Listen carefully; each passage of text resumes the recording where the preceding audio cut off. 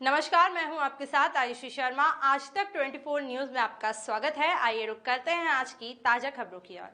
का नकली कपास का बीज लगाने से 150 से 200 एकड़ खेतों में कोहिनूर 555 बीटी कपास एक्सीलेंट कंपनी गुजरात का कपास लगाने से किसानों का हुआ नुकसान। दरअसल दिनांक 2/9/8/2023 मंगलवार के रोज भारतीय किसान संघ के पदाधिकारी के साथ में किसानों ने शिकायती पत्र अंचित तहसील कार्यालय एवं बड़वानी कृषि विभाग अधिकारी उप संचालक महोदय कार्यालय में शिकायत पत्र दिया और बड़वानी कृषि अधिकारी ने किसानों को आश्वासन दिया था 1-2 रोज में गठित जांच टीम द्वारा निष्पक्ष जांच करवाने का, लेकिन बड़वानी कृषि अधिकारी द्वारा गठित टीम आवेदक किसानों को बगैर सूचना दिए बड़वानी कृषि अधिकारी एवं बीज कंपनी के अधिकारियों को लेकर किसानों के खेतों में जांच करने गए आवेदक किसानों को बगैर सूचना दिए जाने कहीं न कहीं कृषि विभाग की बीज कंपनी के साथ भ्रष्टाचार की साजिश लग रही है। ऐसा गरीब किसानों के साथ धोखा हो रहा है। वो जिस खेत में जा रहे हो आप, तो उसमें तुमने बताया उस किसान को फोन करके कि यार हम तुम्हारे खेत में जा रहे हैं। लगाया और इनका बीच में मोबाइल स्विच ऑफ आ रहा था। इनका मोबाइल कब लगाया था? मगर अभी कितनी बार कॉल करी इनको, कॉल डिटेल दिखाओ।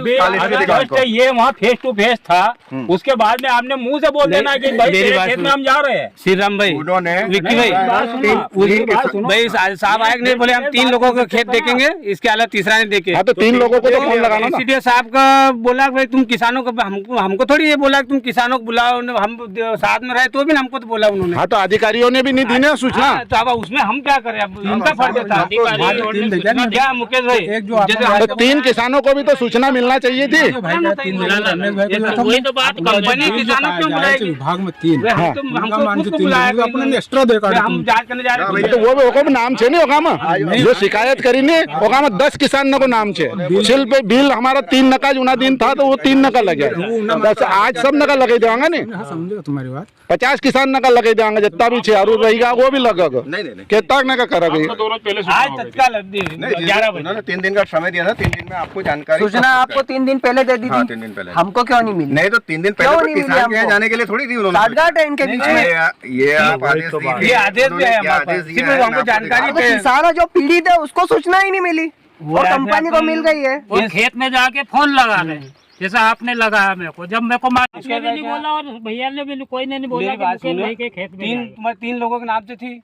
मेरी बात सुनो, नाम तो 12 थे। मेरी बात कंपनी से बिल की शिकायत 3 लोगों के साथ कंपनी से किसान को पता नहीं, 10 लोगों के नाम से है। कंप्लेंट करने कौन गया था? किसान गए थे, नहीं कि आप गए थे? कंपनी को करी क्या? फिर कंपनी वाला आदमी कैसे आ गया? हमको भी जो है बुलाया है। नहीं, हमको नहीं बुलाया है। कंपनी वाले कैसे आए हैं? किसान को बुलाया ही नहीं। किसान को बुलाएंगे। सुनो, हमने सर से बात कर ली है बड़वानी, आप जमरे सरी आएंगे और इनको अभी हम रवाना कर रहे हैं। हमको नहीं दिखाना है सर को। अरे मुकेश भाई वही थे यार।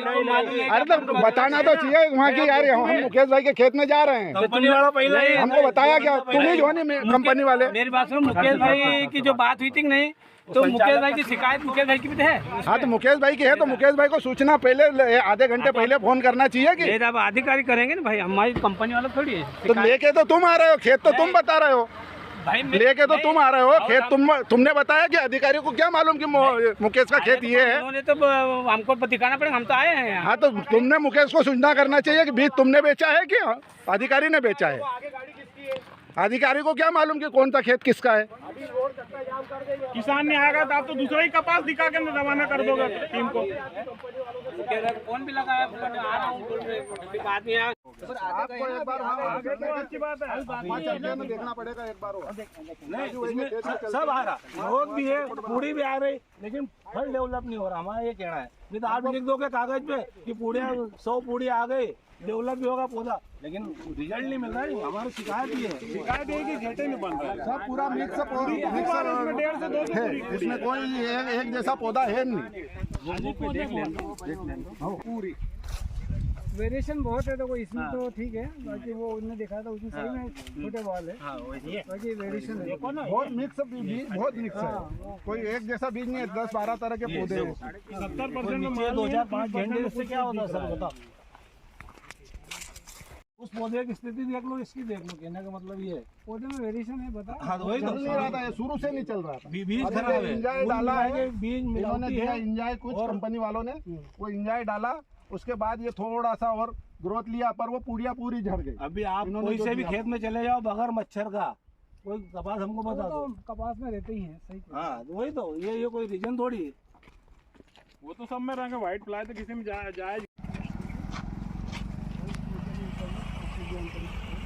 सर आज किसानों के खेतों में कपास की जांच की जा रही, क्या कर रहे हैं?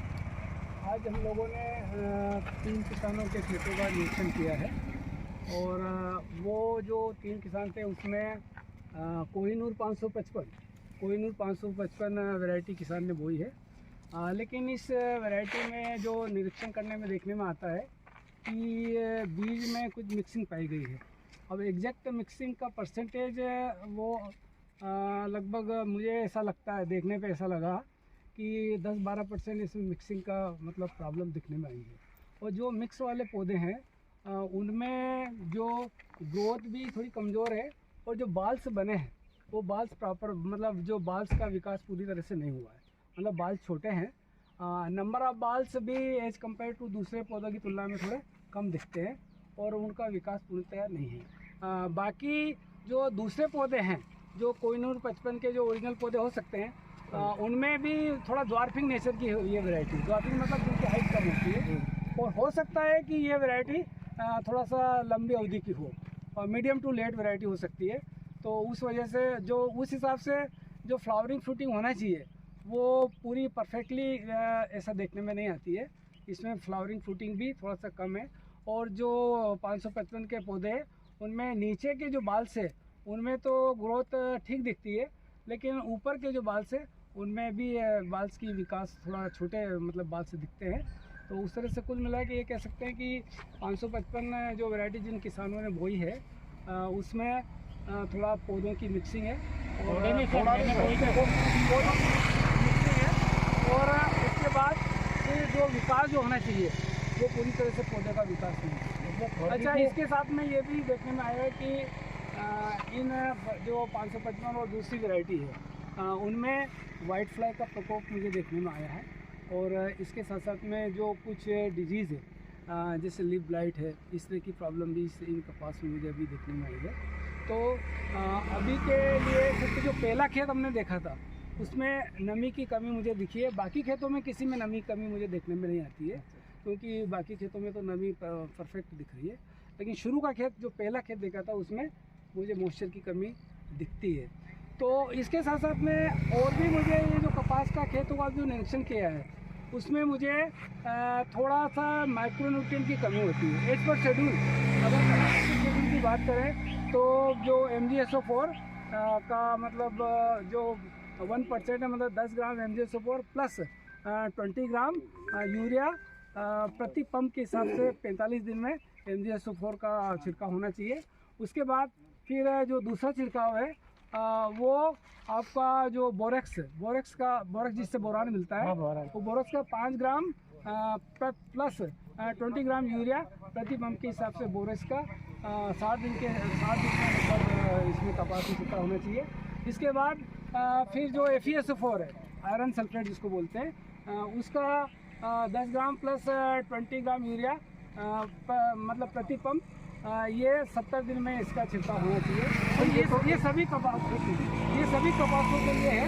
और उसके बाद लास्ट में जो जिंक सल्फेट है वो भी 10 ग्राम प्लस यूरिया 20 ग्राम पर पंप के हिसाब से 80 दिन में इन सभी कपासों में इन माइक्रोन्यूट्रिएंट का छिड़काव होना चाहिए। माइक्रोन्यूट्रिएंट की मुझे ऐसा लगता है कि सभी कपासों में माइक्रोन्यूट्रिएंट की थोड़ी डिफिशिएंसी पाई गई है देखने में जो आ रहा है। और जो वाइट फ्लाई है, वाइट फ्लाई के प्रकोप के लिए डेफिनेटली किसान ने वाइट फ्लाई के लिए भी मतलब इंसेक्टिसाइड का तो छिड़काव किया ही होगा, लेकिन फिर भी क्योंकि ये जो कपास है ये लश ग्रोथ होती है, लश ग्रीन ग्रोथ होती है, उस वजह से वाइट फ्लाई का प्रकोप हमेशा बना रहता है। तो उसके लिए किसान को जो चाहिए वो फ्लोनिकामिड एक जो दवा आती है उसका 5 ग्राम प्रति पंप के हिसाब से फ्लोनिकामिड का छिड़काव करना चाहिए। उसके बाद जो दूसरा छिड़काव है वो डाइनोटोफ्यूरान का वो 6 ग्राम प्रति पंप के हिसाब से डाइनोटोफ्यूरान का छिड़काव करना चाहिए। उसके बाद स्पायरोमेसिफेन जो दवा आती है उसका, ये सब दवा बदल के मतलब इनका छिड़काव करना चाहिए जिससे कि और इसके पहले इसके पहले इन इंसेक्टिसाइड के पहले अगर 300 ppm जो नीम का तेल है उसका छिड़काव करते हैं तो जो वाइट फ्लाई और जो सकिंग पेस्ट है उनका जो फैलाव है वो थोड़ा सा रुकता है।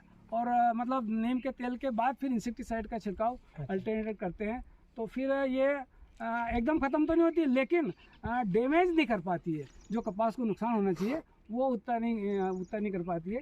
तो ये जो सकिंग पेस्ट का जो शेड्यूल है ये किसान को अपनाना चाहिए, माइक्रोन्यूट्रिएंट का शेड्यूल है ये अपनाना चाहिए। और उसके बाद फिर क्योंकि अभी शेड्यूल की आप जो बात कर रहे हैं तो एक ही खेत में दो तरीके की वैरायटी लगी हुई है सर। एक वैरायटी डाउन है और एक ही खेत में दो है वो तो मैंने बोल दिया। नहीं उसमें कितना फर्क आपने कितना फर्क देगा, कितना परसेंटेज फर्क देगा? वो फर्क उसमें 659 उसमें कितना फर्क देगा आपने? बहुत ज्यादा फर्क है। हाँ कितने 659 और इसमें बहुत ज्यादा ये फर्क बताओ।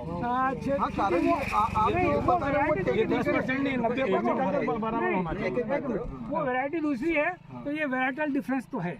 ये तो खराब है ये विजिबल इफेक्ट दिखने में आ रहा है। 15 कुंटल 10-12% हमारे हिसाब से किसान मिक्सिंग की कह रहा हूँ, मिक्सिंग आप प्लांट की बीज की जो मिक्सिंग है 80% मिक्सिंग है ऐसी दिखती है।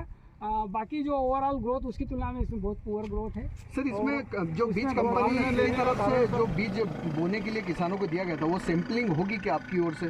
क्योंकि उसकी जैसा लैब टेक्निक लैब में यदि आप जांच करें तो नहीं, इसका सैंपलिंग कृषि विभाग कर सकता है, हमें कोई प्रॉब्लम नहीं है। नहीं क्योंकि उसका क्रॉस वेरिफिकेशन कैसा होगा? अगर सीड अगर नहीं सैंपलिंग कर सकता है, सामने दिख रहा है कि सीड में मिस्टेक है तो कृषि विभाग इसे सैंपलिंग कर सकता है, सैंपलिंग कर सकता है, कोई प्रॉब्लम नहीं। उसको लैब में भी जांच की जाएगी। हालांकि इसकी जांच यहाँ नहीं होगी, खंडवा या फिर नागपुर में हो सकती है। नहीं सतीश भाई हमारे गेहूं जो 10% बते रहा तो कोई भी किसान का बते दो कि फर्क से 10% नहीं। जो फिलहाल के लिए इतना ही। चैनल को लाइक शेयर सब्सक्राइब जरूर करें। धन्यवाद।